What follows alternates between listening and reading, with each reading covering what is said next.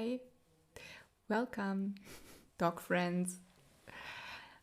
Okay, for those who don't know me because you're not doing training with me, my name is Jessica Grandidier. I'm a dog trainer here in Melbourne. And yeah, last week I made a video about my daily training routine with my two dogs. One example. And this is quite a long video and includes a lot of different commands, and I thought it would be beneficial if I'm going to break this video down into all the commands that I'm using, and I want to show you how you can use these commands and how you can teach your dog these commands. Okay, I hope you guys can learn one thing or two. If you are already a member of my pack, then you're going to know the command that we're learning today very well. It's a verbal marker, yes. But even if you already do know the marker, please stick around. I think it can be not a bad thing to repeat the basics and to see if everything is still in place and works the way you want it to work. And maybe you're going to learn one thing or two, even if you already know it. But before we go into the actual training, I want to give you a quick explanation about what actually a verbal marker is.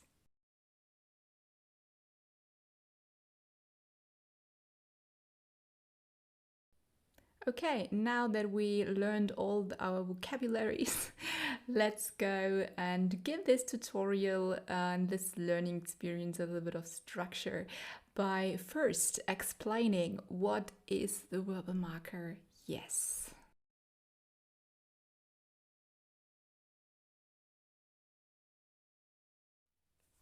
Now, if you do dog training for a while, you may ask yourself, why is it even necessary to have such a command or such a verbal marker?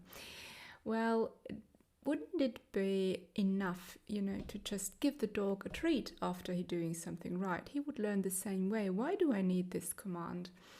And yeah, this is actually a question I get a lot when I'm doing the training first. Or I think this is the reason why a lot of my clients are, need a little time to get to really use this marker.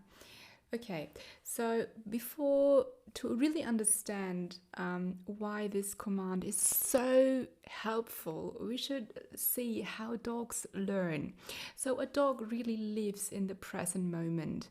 And if you sometimes, most of the time when our dog is doing something nasty and we see that he chewed up our shoe or, peed on our, I don't know, table leg, then we discover it a bit late, like after it happened. Maybe we discover it just 3 minutes after it happened.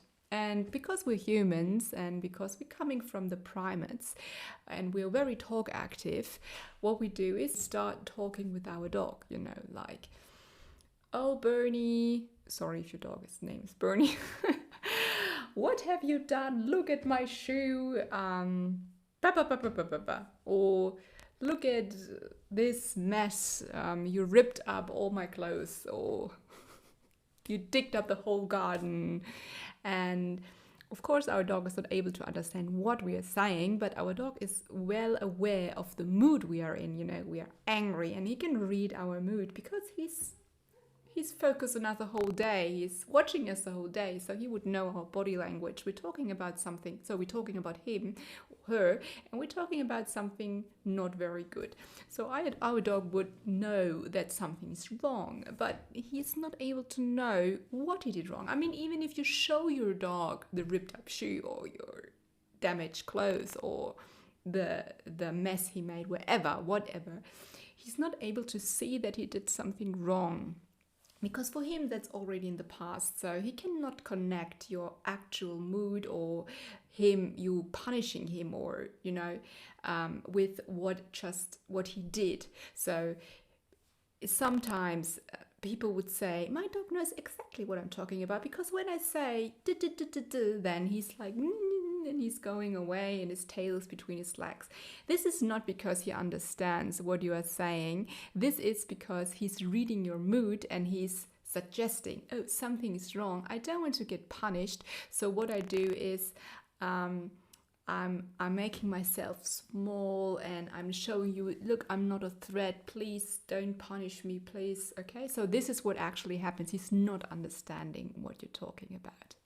So what is working, and the only thing that's working, the only way that the dog is really learning to connect a command with an action, you just have a time frame of half a second. Okay, action, reaction, half a second of a time frame. And now think about situations where you do dog training.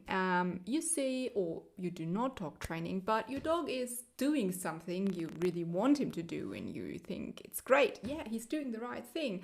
So now you want to give him a reward, right?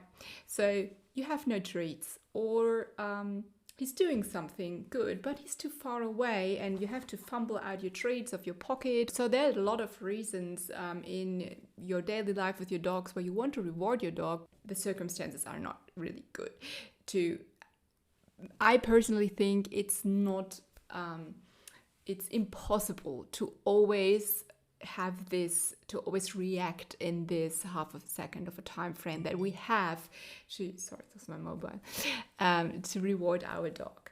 Okay, so what we need is a bridge between the action and our reward. Okay, so we have the action and then we have our bridge. This is our verbal command, yes. Think about it, you are able to reward your dog with a word, to let your dog know you did something right. This is exactly what I want. And you can do this in the second your dog is doing it, not 3 minutes later when your dog did something else. Sometimes I see it in dog training that, for example, even with advanced trainers, and it even happens to me sometimes, you know, like I let my dog walk heel and then I tell my dog to look at me. So now he's looking at me. And now I just fumble out the treat. So while I'm busy with getting my treat out of my pocket, my dog is already looking somewhere else, maybe, okay? And now I give him the treat. The dog is not able to understand that I reward his former action, which was the right one, looking at me. He thinks I'm rewarding him for looking away from me, okay? So these little details make the training successful or unsuccessful. And we need a lot of successful repetitions until a dog is really really secure in with our commands. And this is with every command, but this is especially with our recall. So the earlier we start training the right way, the more we get used to it, the better and easier our training will get. Okay, I hope this was a good explanation why this verbal marker is really helpful. So I would say now let's get into the action.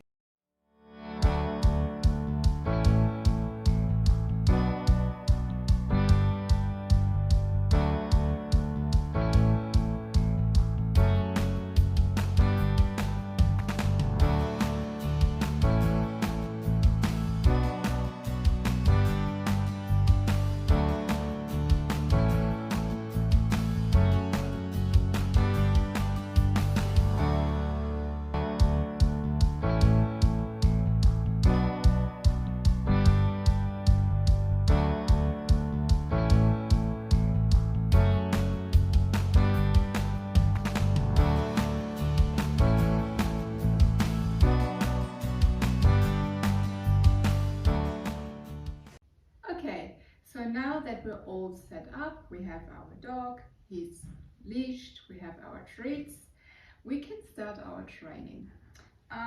So the first step, so for the first, let's say 1 or 2 days, you're simply doing nothing else but you leash your dog, you let him sit or stand in front of you, and now you go like, yes,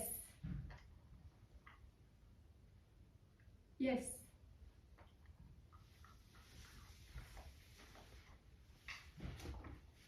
Yes. You do this like 10 to 15 times. Yes. Make sure that you're really fast. So, yes, And what's also important is that you say yes first and then you're giving the treat. What you're not doing is this. Yes, this is wrong. What you do is yes. Okay, so we have the urge to do the action while saying it at the same time, but the right way is to first say the command and then within half a second you give the treat. Okay, so this is basically what you do. Now he's offering me a down. This is what we call an active dog. That's a good thing. Your dog will, in the beginning, he may be looking a bit around or whatever if you never do training inside, or he will chew on the leash if he's not used to the leash, whatever. But you will see that sure, after you start your training, your dog starts to get really focused on you because he learns that something cool is going on.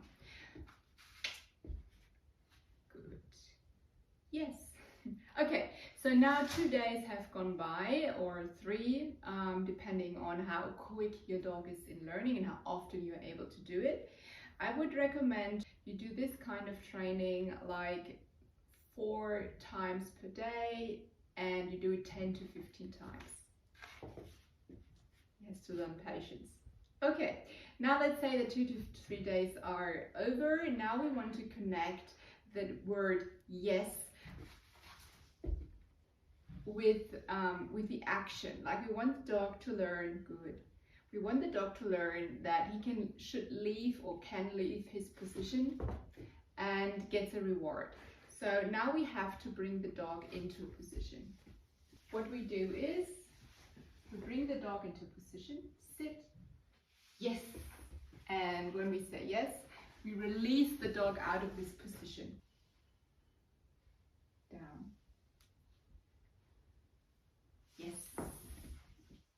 So what the dog learns here is, so the first thing you do is bring it into position, sit, then comes the verbal command, yes, and then comes the release, okay? Again, sit, yes, okay. Be quick with the yes. So the first thing I told you that between the action and the reward you have half a second. Now the reward is now not the treat, like immediately, but it's the verbal command, yes. So we have to be quick with the yes. Try that again. Sit, yes, and then he gets released.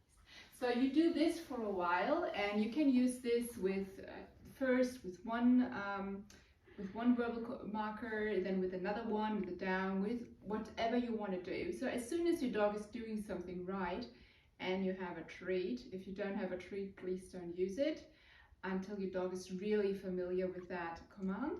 Then use the verbal command, yes, and you will learn, you will see that this becomes like natural to you to use it. And if your dog is really good at it and is really good with the command, like with Sydney here with the sit, then you can start doing it outside in your garden with more distraction. Then you can try doing it when another person is around the house.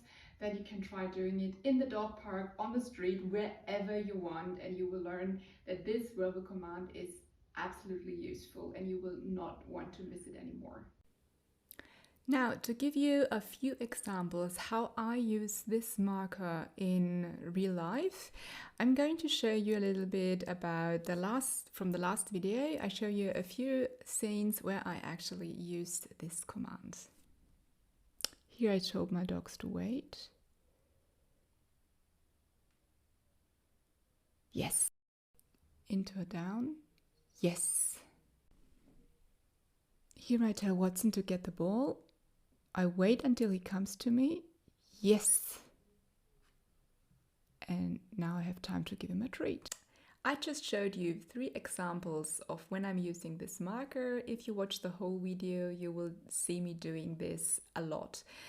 In the voiceover, you cannot always hear it, but if you see me doing this movement with my head, most likely I use the verbal marker. I have this habit of using body language a lot, but we're going to talk about body language and verbal markers and when to use what and how to combine it in another video if you like.